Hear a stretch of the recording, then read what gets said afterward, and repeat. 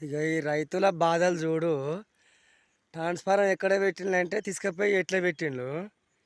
ఇక వీళ్ళు మొత్తాన్ని ఎట్లట్లా మొత్తంలో చూడ్రి. ఈ బాధలు ఏంది, కథ ఏంది పాపం.